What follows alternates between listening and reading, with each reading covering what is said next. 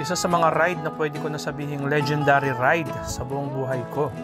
Ang mabaybay ko ang isa sa mga pinakamahirap na daan sa buong mundo, ang Halsema Highway. Take note po, gabi po namin binaybay ni Sir Jun ang Halsema Highway na may kasamang makapal na hamog. Mahamog na naman mga brother. Pagka open yung kabilang side dito sa kaliwa, ay kulit ng aso. Kulit ng aso. Sorry doggy ha. Wala eh. Sumakto ka eh. Buti hindi nadali si Kuya Jun.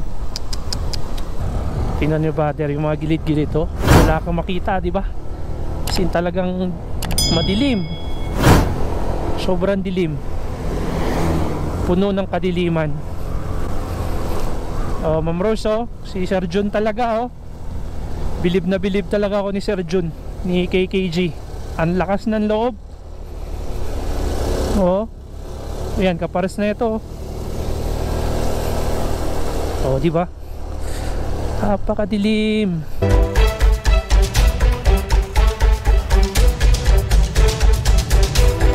At ayun, 6:40 na po ng gabi. Pabalik pa lang kami sa La Trinidad.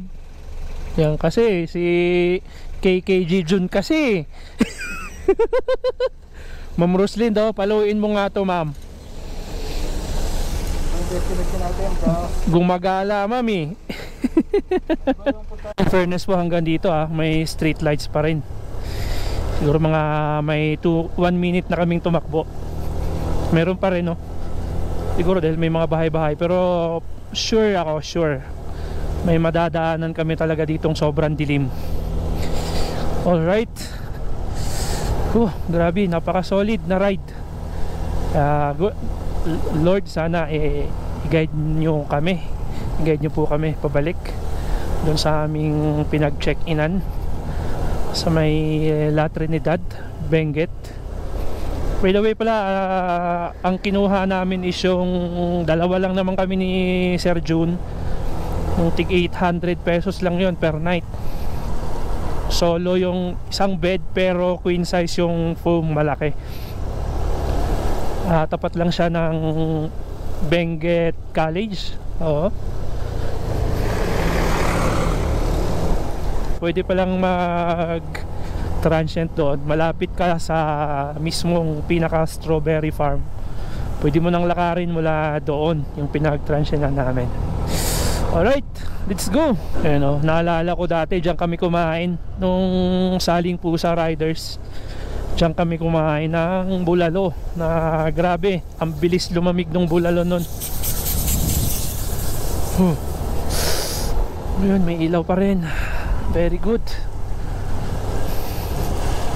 Sa bagay yung mga endurance, pag dito dumadaan, yun nga, may mga ilaw, no? Ito, pakonti-konti na lang yung ilaw rito. Dahan-dahan lang. Yun brother, sa 1 hour na to, puro banking talaga to. I mean, puro twisties to.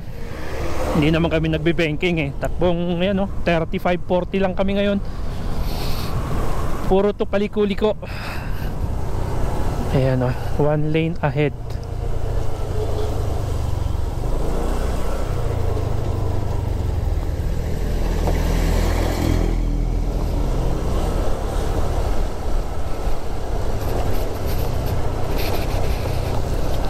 Ito yung merong nag-landslide. So kung kanina ay puro paakyat, tayo ngayon bawi, puro pababa ito ngayon. Yan, puro pababa. Dami lang talagang nag-landslide kasi 1 linggo ba naman na tuloy-tuloy yung ulan. Ay, kapares na ito. So sa ngayon maraming mga area na 1 lane ang kinakalabasan dahil yung kalahating lane ay sinakop ng naapektuhan ng landslide.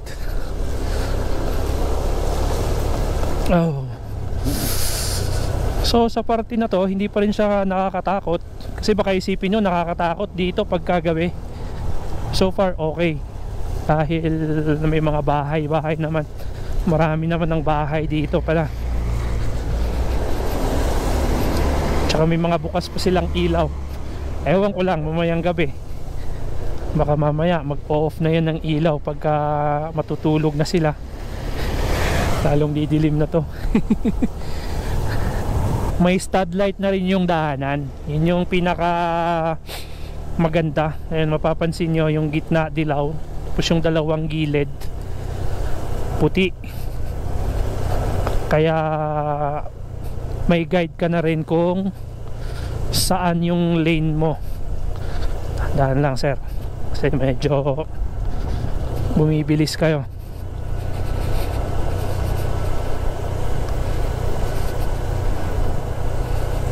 Yan o. Wow, yun yung very good dito. May stud light na ano. Very good.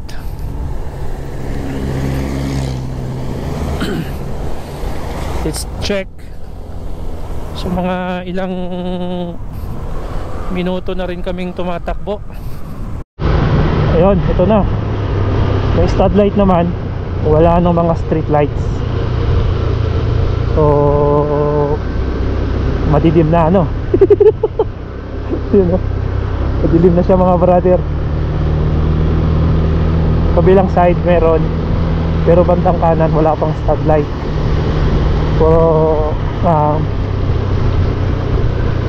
Pero in fairness ang laki ng pinagbago. Hindi ko alam kung kailan to kinabitan ng stud light. Ayan yan o, dami mga, ewan ko kung makikita nyo sa video. Ayan, apakadami mga batong lalaglag, landslide. Yun o. Wala pa akong MDL, buti meron si KKG. Ang ganda ng fog light niya MDL pala, sorry, hindi fog light. Dala niya yung Meralco parades. So dala niya ang Meralco, kaya sundan ko lang ito. Pero kung imaginein mo, kung ikaw naman din lokal tapos mag-drive ka dito, okay lang. Pero pag ikaw idayo, aray, medyo aangat yung betlog mo. Ayan o, yung sinasabi ko, yung mga fog na ito. So far tumatagos pa naman yung ilaw ko kahit puti ito. Yun, yung stud light dito, yung gitna na lang. Ayun, wala, ito yung magandang ginawa ni KKG. Sir, thank you sa ilaw-ilaw mo. Ayan o, wala na puro ano na to foggy na to foggy oho, dami kalayo yung foggy na ito.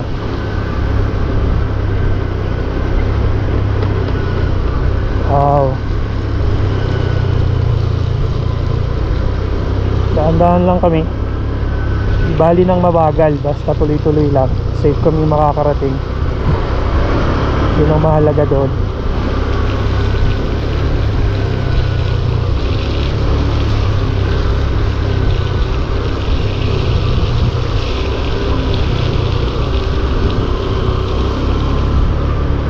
Kita niyo po,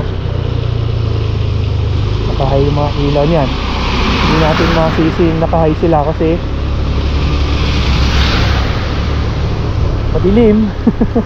Ito na mga brothers, wala na siyang street lights, pero buti naman din may stud light tayo ulit.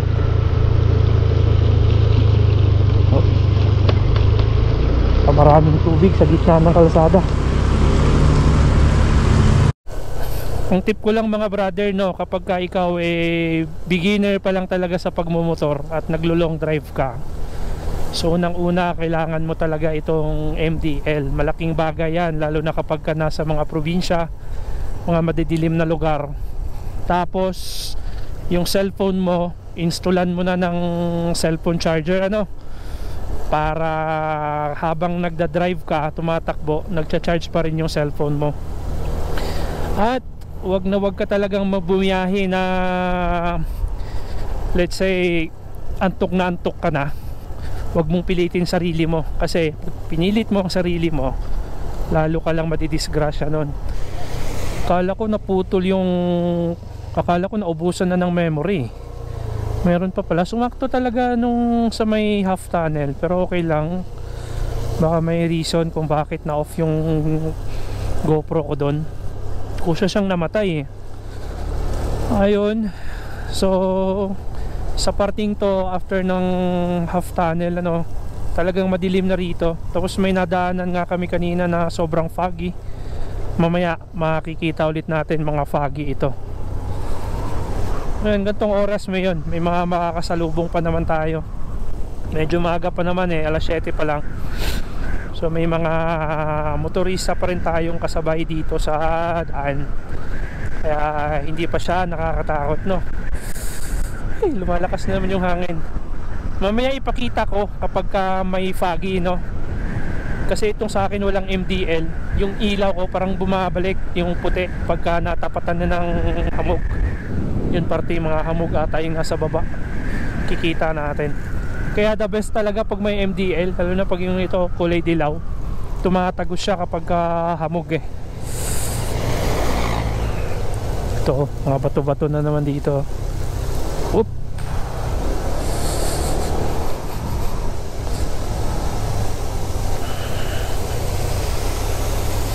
Dahan-dahan lang. Wala namang problema kung magdahan-dahan ka. Road work ahead. Check natin.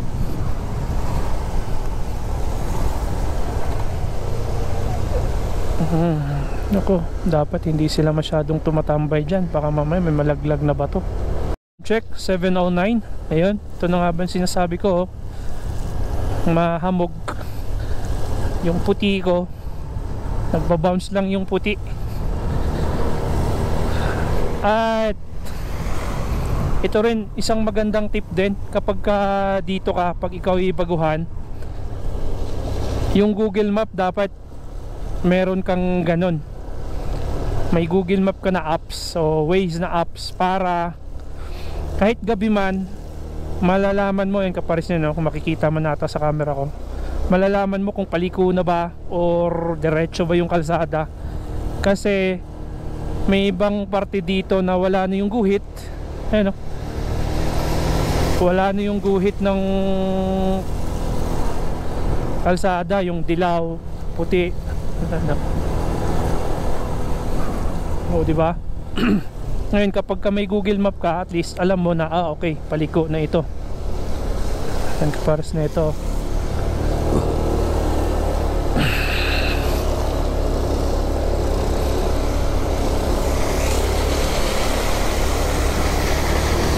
Senyasan mo na lang na mauna na sila.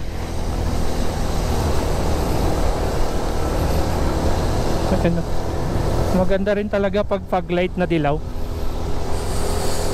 Ayan, kapares na ito. Ayan, at least dito banda meron pa naman guhit yung kalsada, pero hindi lahat may guhit, lalo na kapag kabagong asfalto. Tingnan nyo ba there, yung mga gilid-gilid to, wala kang makita, di ba? Kasi talagang madilim, sobrang dilim, puno ng kadiliman.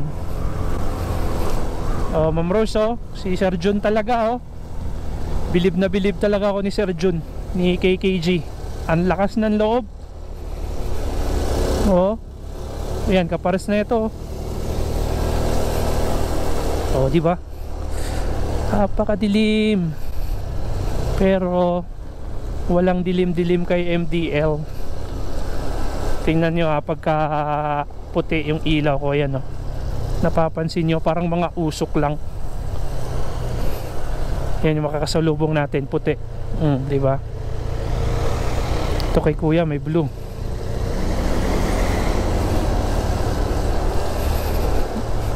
Wala, blurry talaga kapag ganito. Wow, experience.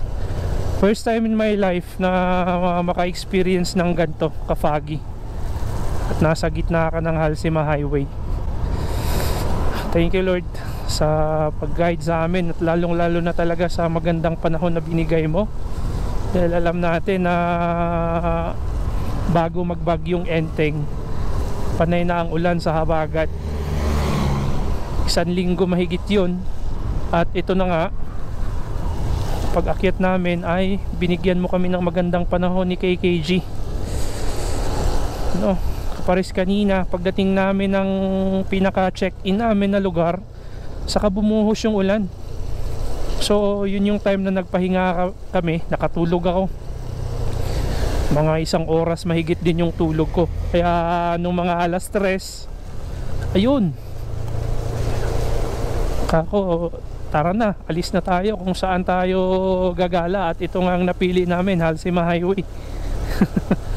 Yung second highest point ng Philippines above sea level, 7,400 feet. Naalanganin si Idol kasi paliko.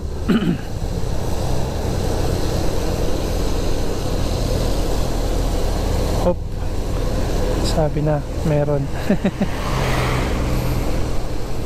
Ilang yan, kaka-cover naman ako niyan maya maya.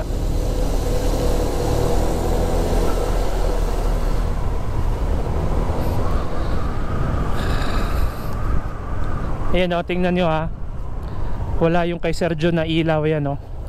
Ang hirap ng visibility kasi puro puti o, diba? Puti yung ulap, ay puti yung fog, siyempre yung parang usok, tapos puti rin yung galing sa ilaw mo. Aray, ang daming mga kutsilyo doon ah. Daming mga itak. Apakadami mga itak. Nawawala na naman ako. Basta yun. Pagka umakyat kayo dito, dapat naka MDL po kayo, lalo na kapag kagantong panahon na maulap, mafoggy, hindi maulap. And buti dito may fog light na naman, stud light na naman. Oh, ang dilim, di ba?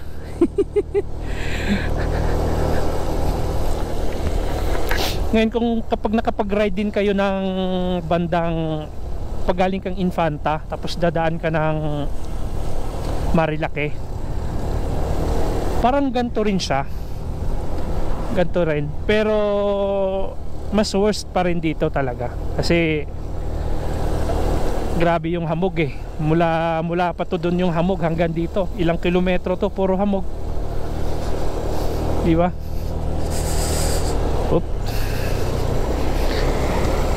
Ay, basta sa beginner po ha, beginner. Tsaka ayun, pansin nyo, ako napapansin ko parang kami lang dalawa ni Sir John yung nakamotor. Karamihan dito naka 4 wheels. Eh no, wala nang nakamotor.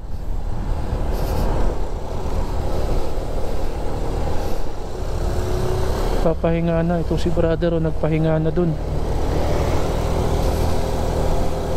Yan, ito basic to kasi maano ito eh, walang fog, so pabor sa akin to. Nung bago ako umakyat dito, sabi ko nung una, kaya ni Click papunta rito.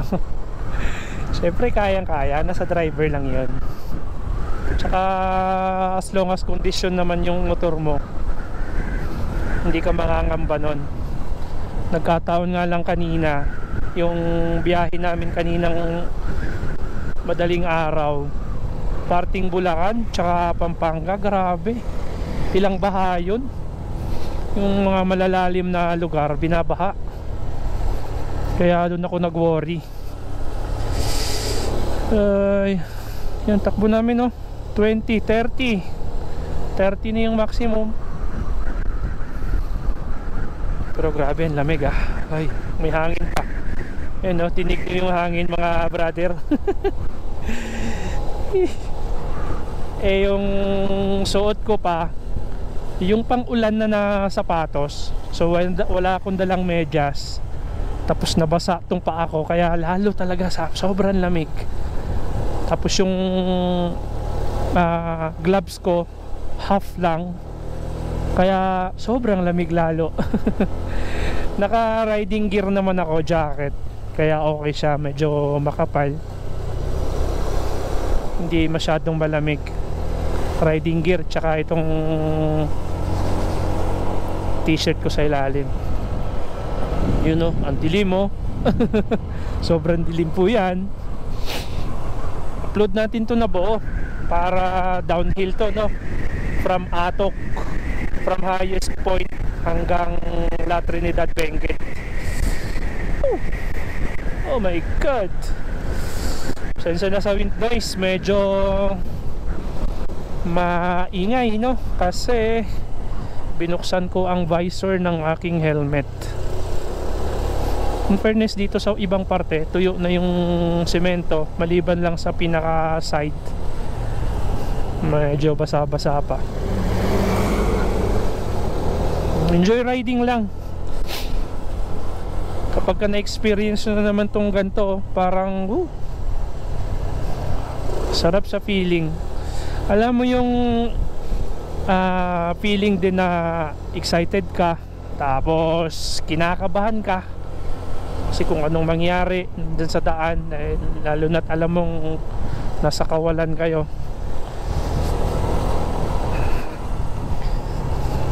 Ang mahalaga dun, enjoy pa rin yung ride, safe kayo na dumating.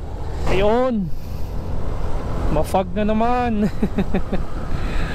Fog na naman, sobrang fog. As in, sobrang fog.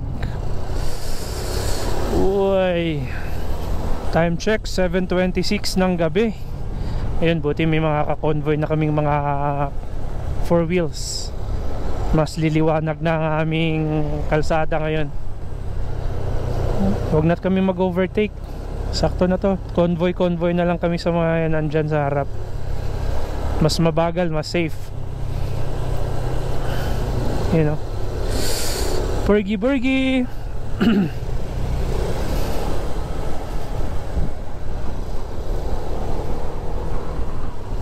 Ito, pansin nyo mga bro, wala nang stud light, tapos wala na rin yung guhit yung kalsada. Ayan o, diba? So hindi mo na alam ngayon kung saan na yung gitna. Kaya dun, yun yung sinabi ko na lumalamang kapag meron kang MDL. Tapos lumalamang din kapag meron kang Google Apps, Google Map na nandyan. Waze man yan o Google Map, lamang yun. Ako, kaka-overtake ka na dun ha. Dahan-dahan mga idol, kasi likuan yan. Ang hirap magsara ng visor kapag kaganto, kasi yung mga alikabok, tapos pag natamaan siya ng fog, ayan na oh, ang labo na sobra. Kaya ginawa ko, bukas na lang yung visor. Pero yun nga, ang negative naman yun, yung alikabok papasok naman sa mata mo. Ayan oh.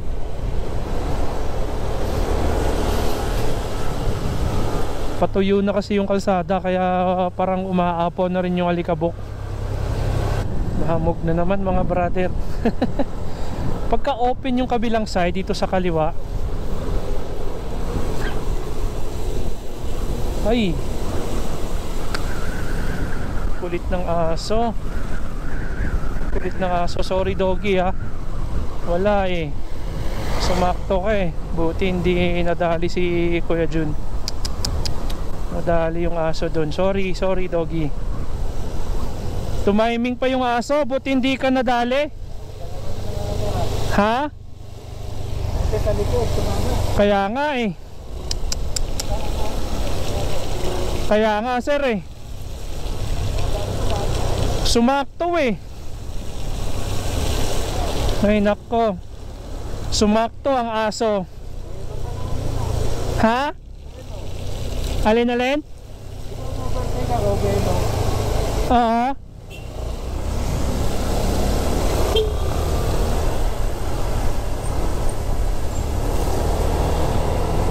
lamang na lamang talaga pag may stud light. Yan, oh. Kita mo eh.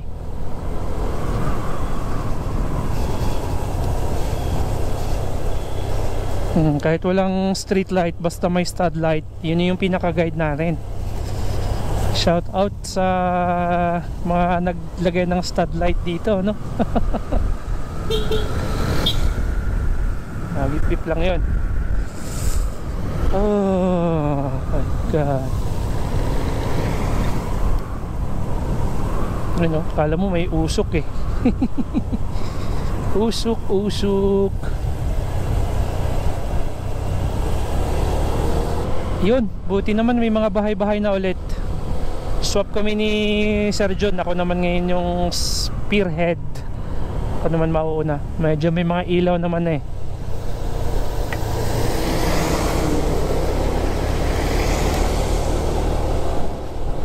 Ayan o.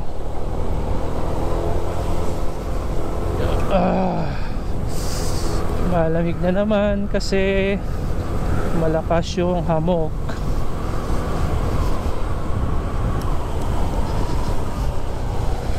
Sinyasan mo lang na andyan ka para alam niya na mayroong kasalubong. Wala ng tao, taas lang yung ilaw. Hoy, yun o, laki ng bato. Ang laki ng bato. Uy, lamig. Eto na ang challenge ko.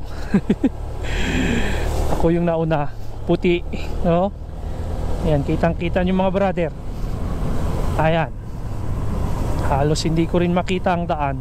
Masakit sa mata. Ito mga brother, sobrang kapal ng fog. Tingnan nyo kung may nakikita pa kayo. Oh, buti may street light na isa.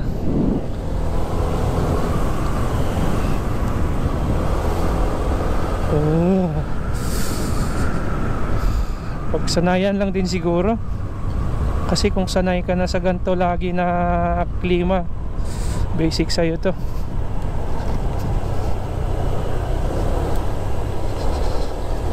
Isa ito sa pinaka-adventure na ride na nangyari sa akin.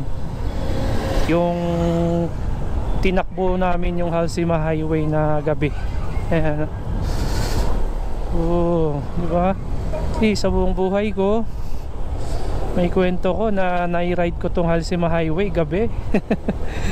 From second highest point pabalik ng La Trinidad. Ayos, di ba? Ang ganda ng experience na ito mga bro. Ang ganda ng kwento na ito. Wow, ito yung paahon na sobrang ahon. Naalala ko dito kami noon nung Saling Pusa. Bumili kami ng prutas na yung kulay orange ba yun? O dilaw na sobrang kinis. Hindi ko alam kung anong name nung prutas na yun eh. Dito yun, nung paakyat kami dito noon. Ayan o. Parang dyan pa nga ata kami bumili. Laki na ng pinagbago. Ayan o. Kaya namamatay-matay GoPro ko. Ayun yung mga aso. Ito, may nakita akong grabing siko. Grabing siko. Nai-imagine ko to yung papunta ng Ilocos eh. Yung papunta sa windmill. Yan yung sikong siko. You know, gasiko yan. Tapos paahon pa. Tingnan natin. Oops. Layo pa ba?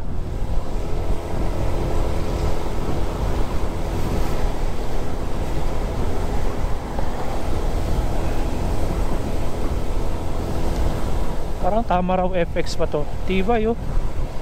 Luma na siya pero kumakayod pa rin sa Halsima Highway. Ito na. Ito na yung sobrang siko. Op. Op. Wow, kita nito.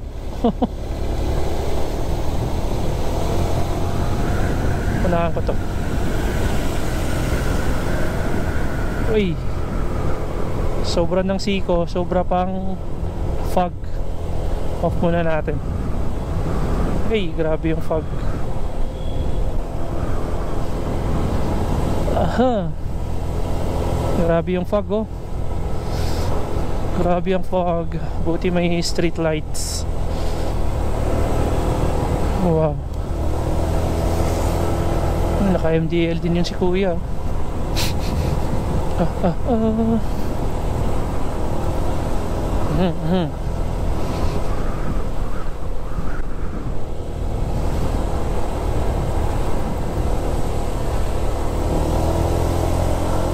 Wow. Ito yung mahirap overtake na kasi malaki. Tingnan natin.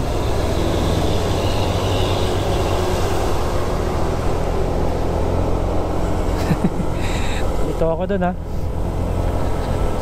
Laki nun. Puro to paakyat. Pagdating naman doon sa taas, ay grabe, tindi ni kuya, oh. Naglalakad yan. Gabing gabi na yun. Lokal yun, lokal. Oop.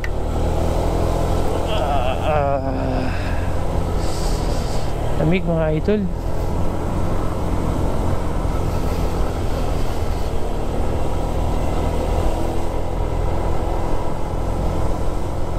Tanaw nyo na po. Tanaw nyo po.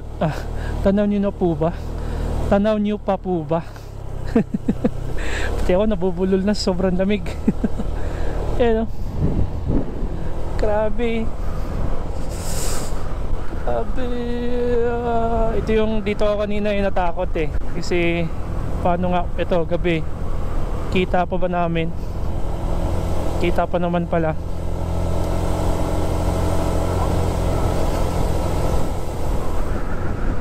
Oh. Uy, may mga aso. Kita yung mga aso. Whew. What a ride. What a ride. Walang pa ganyan, basta wala lang ulan. Mahirap pagka may ulan. Ito, saan yung kalsada rito? Wala nang ilaw. Oh, wow, kita nyo mga brother. Kasi hindi ko nakita. Sobrang fog. Oop. Wala nang guhit, wala pang stud light. So rely ako sa Google Map. Yan, paliko pa kanan. Paliko pa kanan, pa kanan. Oop. Uy. Meron pang parang drainage. Grabe talaga yung pagdumaan yung gulong ng click. Talaga. Ratatat, ayan, oh. Hop. Ang lakas ng kalampag. Ang lakas ng kalampag. Hataw click. Hataw click. You know, sana ito na. Sana yung daan. Bakit puro usok na lang to? Oy. Ang nangyari? Ang nangyari ay nagkayari. Ew, ew.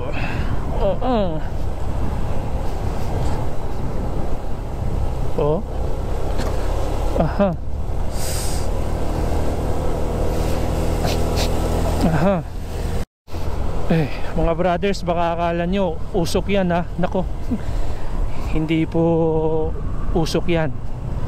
Baka akala nyo naninigarilyo yung kapre. Hindi, fog talaga yan. Legit na fog dito sa Baguio. Ay, salamat, nasa kabahayan na kami. Medyo maliwanag na dito. Anong nangyari dito sa L3 na to? Okay, nagpapahinga lang.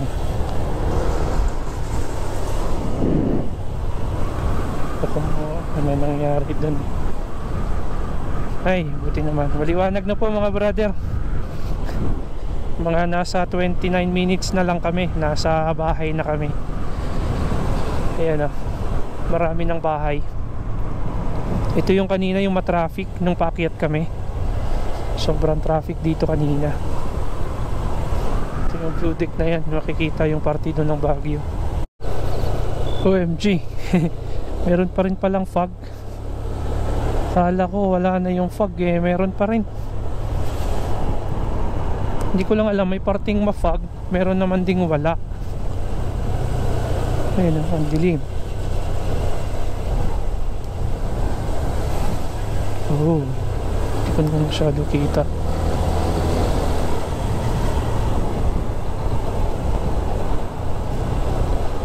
Ito may sakyan. Mga dilaw nga yung kulay nila, oh. Dilaw kasi tumatagos kasi yung dilaw sa fog. Grabe. Kahit nasa baba na kami, oh, kapal pa rin ng fog. Pababa na to eh. Pero yung fog, grabe. At hindi. Yung ilong ko tumutulo na sa sobrang lamig. Oh my God. Kita mo mga brother, ito ang Baguio.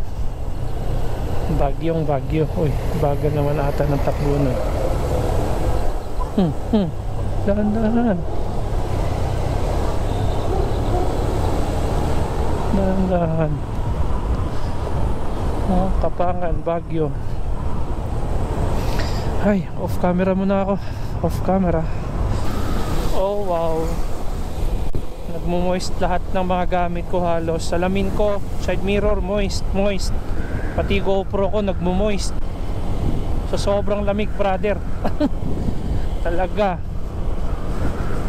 Uy, grabe, lamig. Pero good thing nandito na kami sa city. Oo. Sa baba na po kami. Dahil marami ng ilaw. Sa mainland na kami. Wala na kami sa Halsima. Sa La Trinidad, ano na to eh, La Trinidad Highway. Uy. So yun mga brothers, yun yung experience namin ni Sir June mula sa second highest point sa may Atok Benguet pababa. So i-end na natin yung vlog natin, yung downhill, no? So inabot din kami ng halos 2 oras din na biyahe dahil nga ang takbuhan namin ay nasa 30-40 lang. Sumisikwenta lang kapag kayong talagang diretso, pero